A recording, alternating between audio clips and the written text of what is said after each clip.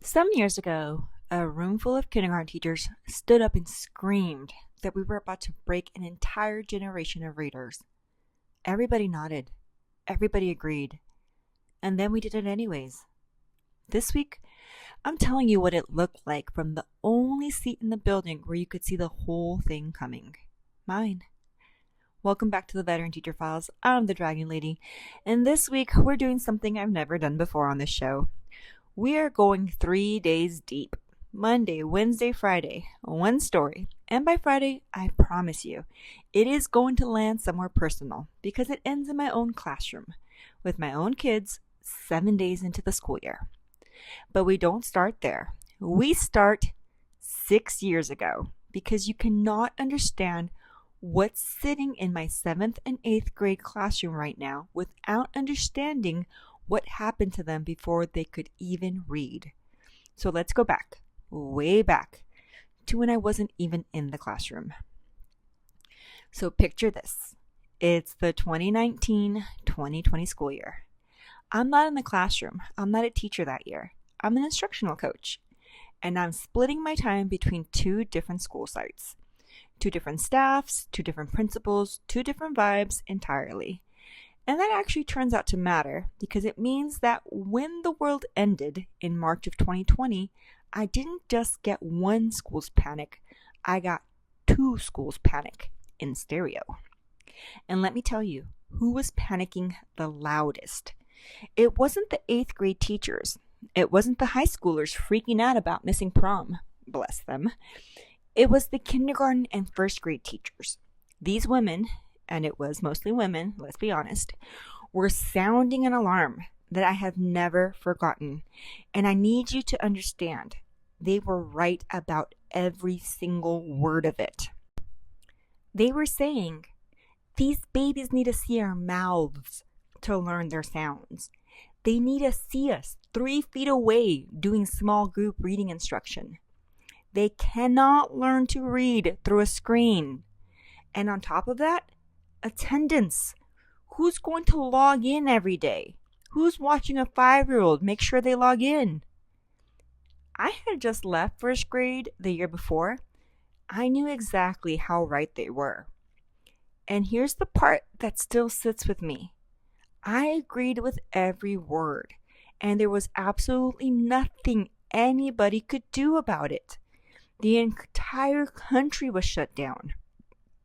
Not just our school, not just our district, the country. So we went online, fully, completely online, from March of 2020 until March of 2021, a full year. And the babies who were in kindergarten and 1st grade when the world stopped, they came back to a building, a physical building with a bell and a schedule and a cafeteria. But they weren't babies anymore. So sit with that for a second. They had lost an entire foundational year of literacy. That one special year of instruction that exists in American education, lost to a computer screen at 5 and 6 years old. Now you'd think that coming back would be a relief part of the story, right? But no.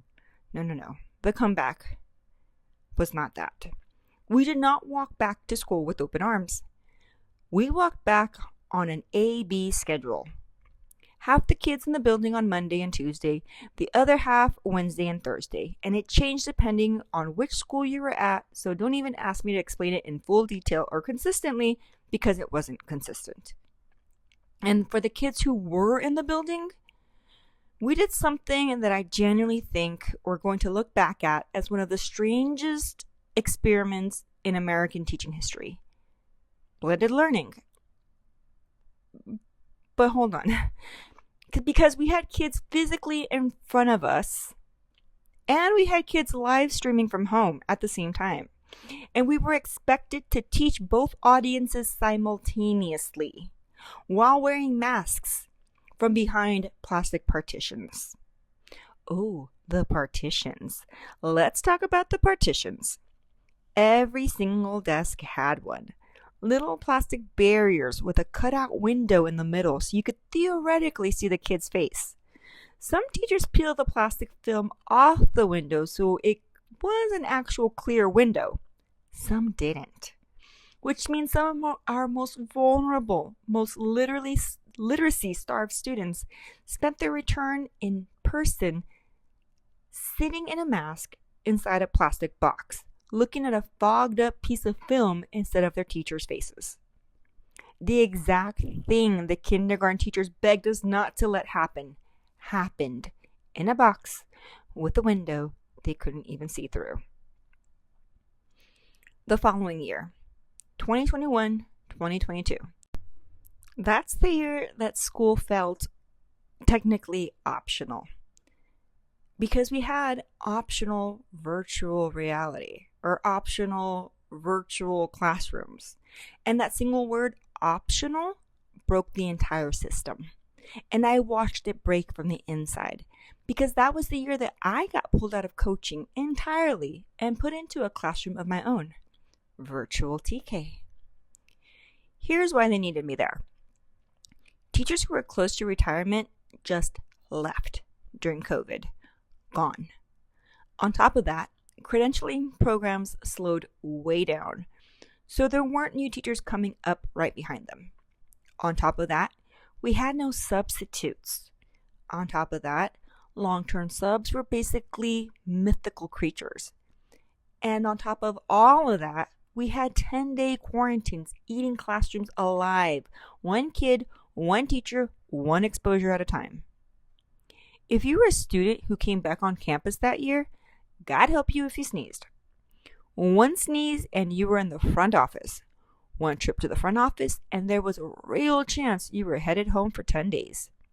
And if it wasn't you who got sick, if it was your teacher, guess what? Your whole class got folded into another already struggling classroom because there was nobody left to cover you.